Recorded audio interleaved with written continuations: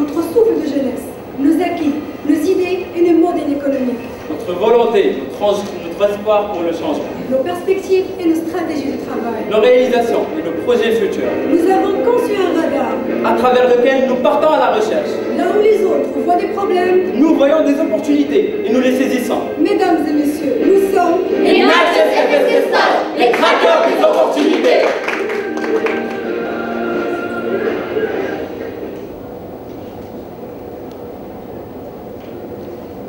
En voyant cette image, vous allez probablement penser à la saleté, nuisance. Mais ces déchets pourraient représenter beaucoup plus que ça.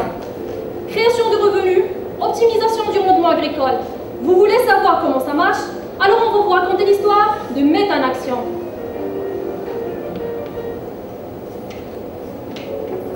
Les déchets organiques constituent un réel danger. La contamination des eaux, la propagation des maladies, et aussi la dégradation du paysage. La Banque mondiale a estimé que le taux de charge économique au Maroc, lié à la dégradation de l'environnement, s'élève à 0,5% du PIB, l'un des taux les plus importants de la région mêlant avec 1,4 million de tonnes de déchets organiques par an en monde rural. La production du gaz carbonique en croissance de 2% par an excède aujourd'hui la capacité d'absorption naturelle des océans et de la végétation. Même si l'influence des gaz à effet de serre sur le climat reste complexe, l'augmentation constante de leur concentration inquiète les scientifiques. Imaginez que 1,47 million de tonnes de déchets est équivalent à 122,5 millions de petites bouteilles de gaz. Mesdames et messieurs, chaque année, 1 milliard et 225 millions de dirhams est jeté. En même temps, des phénomènes climatiques de plus en plus extrêmes et inattendus sont observés. Ces déchets sont des richesses. Ces déchets sont des opportunités. Mais pour qui et comment? La région Chouïa-Ourdira s'étend sur une surface de 16 760 km², soit environ 2,36% de la superficie du Maroc.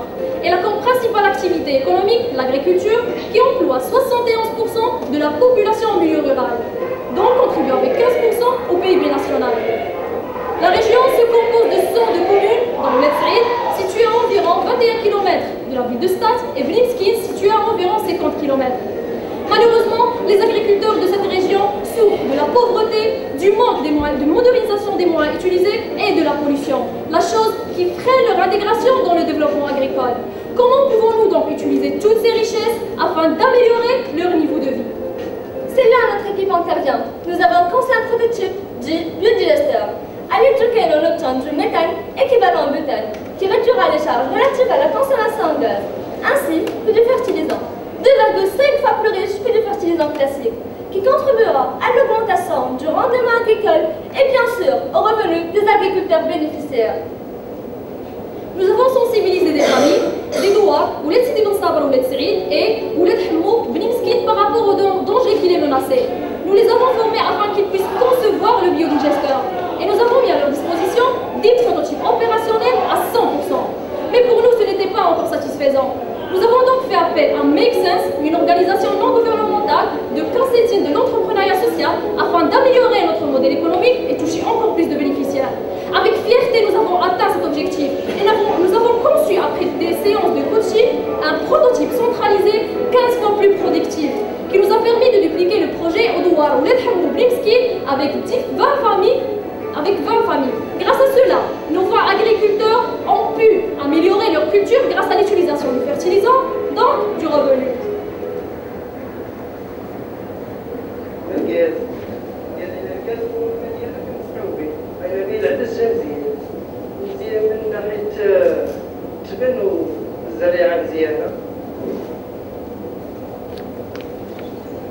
Ceci prouve que notre concept marche.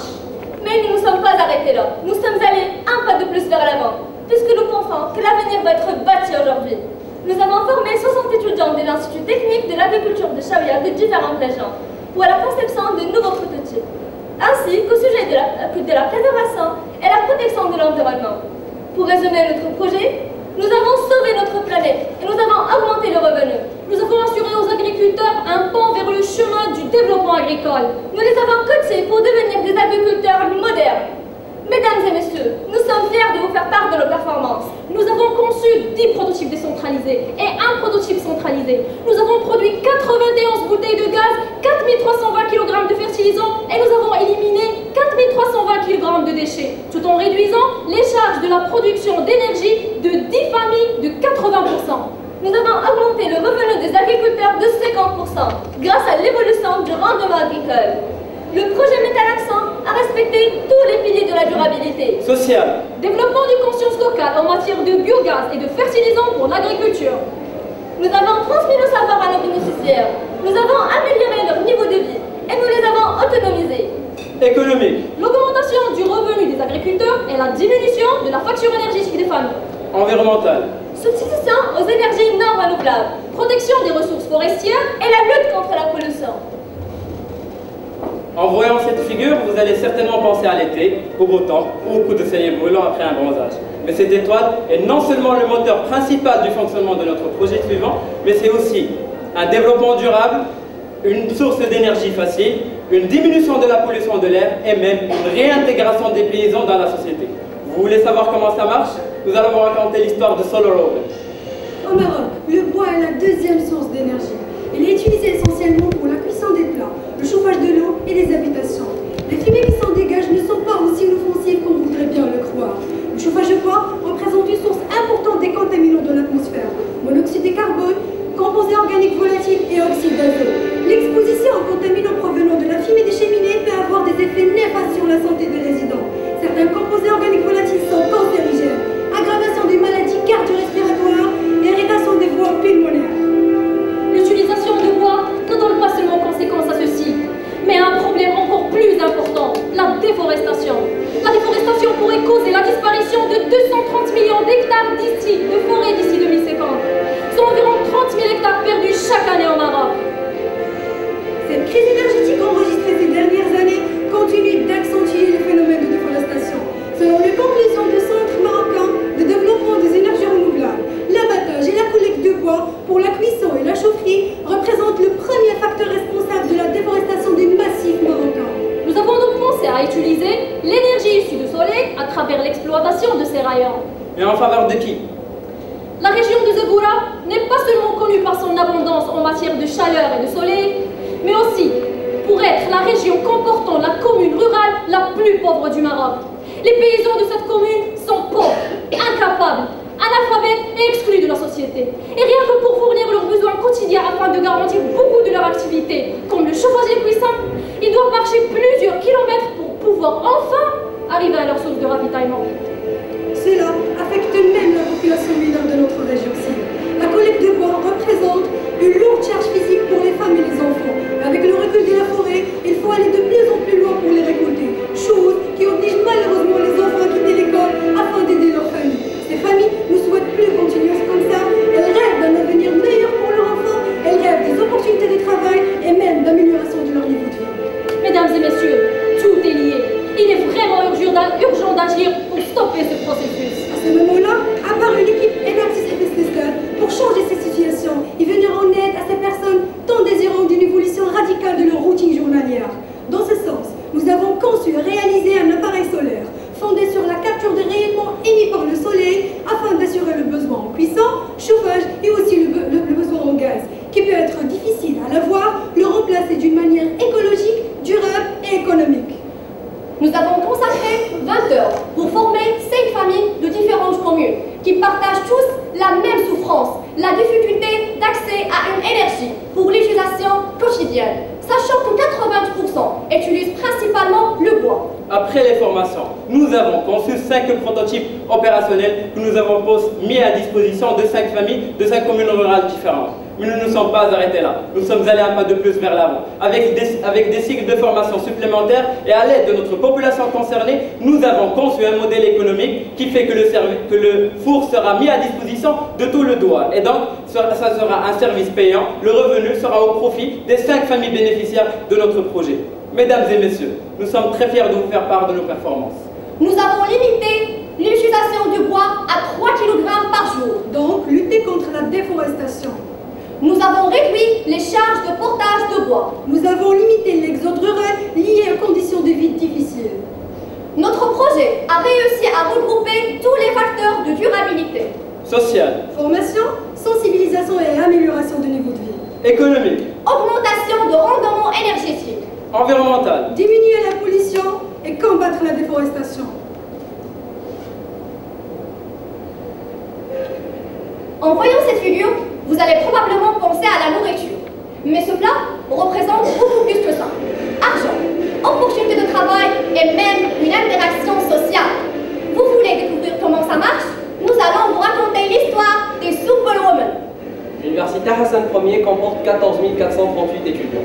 Sachant qu'il n'existe que 3 sources où ces universitaires peuvent subvenir à leurs besoins en alimentation, nous avons mené une enquête dans ce sens qui a révélé que la buvette de chaque établissement propose des repas de qualité moyenne, un prix qui s'élève à 20 dirhams en moyenne pour une seule personne. Le même rapport qualité-prix est maintenu par les vendeurs au centre commercial du campus. Quant au restaurant universitaire, il propose il propose un prix raisonnable de 1 dirham 20 centimes par repas.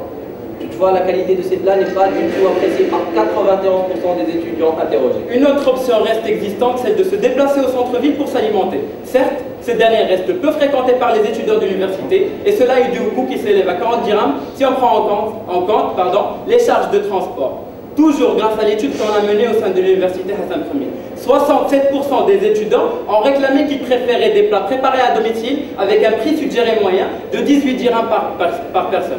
Pour toutes ces raisons, nous, l'équipe Inactus FST, nous pensons que les étudiants de l'université Hassan Ier, loin de chez eux, s'alimentent souvent mal.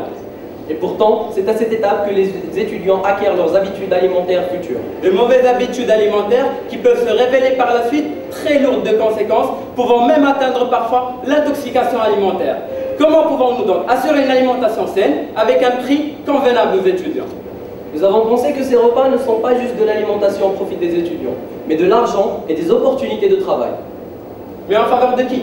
À Stats, 23,8% des femmes en situation de grande précarité, sans ressources, vivent dans un environnement familial instable ou inexistant. 74 déclarent ne pas disposer de revenus et 22% ont un revenu irrégulier. Ces femmes sont le plus souvent invisibles, freinées dans leur vie citoyenne, exclues de la vie sociale. Elles considèrent qu'elles ont très peu de chances d'accéder à un travail à cause de leur faible qualification et manque de connaissances. Ces femmes veulent absolument améliorer leur niveau de vie et assurer leurs besoins quotidiens. Et c'est là où nous intervenons. Nous, l'équipe Inactus FST Stage, avons aboli toutes ces appellations. Ces femmes ne seront plus invisibles ou isolées socialement. Ces femmes deviendront des Superwomen. Superwoman ne va pas seulement améliorer la qualité de l'alimentation des étudiants, mais aussi va révolutionner le niveau de vie de ces femmes et résoudre leurs problèmes sociaux. Au début, ces femmes ne connaissant rien au nouveau monde que l'on propose, craignaient ne pas pouvoir suivre le cours du projet. C'est pour cela que nous nous sommes focalisés tout d'abord sur la formation, en partenariat avec un facilitateur certifié Microsoft à travers le programme Build Your Business, conçu par la Fondation internationale de la jeunesse pour les porteurs d'idées, afin de les pousser à rêver d'un projet à venir et incruster les principes de l'entrepreneuriat dans leurs activités quotidiennes. Ces femmes ont appris à travers ces formations à comment attaquer leur marché, comment s'attendre aux clientèles et la façon dont elles devront gérer leur équipe, leurs revenus et leurs dépenses. Nous avons aussi, avec l'aide d'un professeur en industrie pharmaceutique, incité nos bénéficiaires à respecter un cahier de charges comprenant de normes d'hygiène et de bonnes pratiques en vue d'améliorer la qualité de leurs produits. Et nous avons activé la procédure administrative pour décrocher la certification. Et pour faire connaître le produit, nous avons utilisé une stratégie de pénétration basée sur un plan de communication sous forme des séances de dégustation et de team builders pour les étudiants. Avant d'attaquer la livraison directe du campus à un prix fixé à 15 dirhams, la livraison se fait après des commandes en préalable, par le biais de tickets vendus au centre commercial et au club universitaire. Maintenant, suivons le témoignage de Halima et Khadija, l'exemple des femmes fortes qui rêvent d'un avenir meilleur.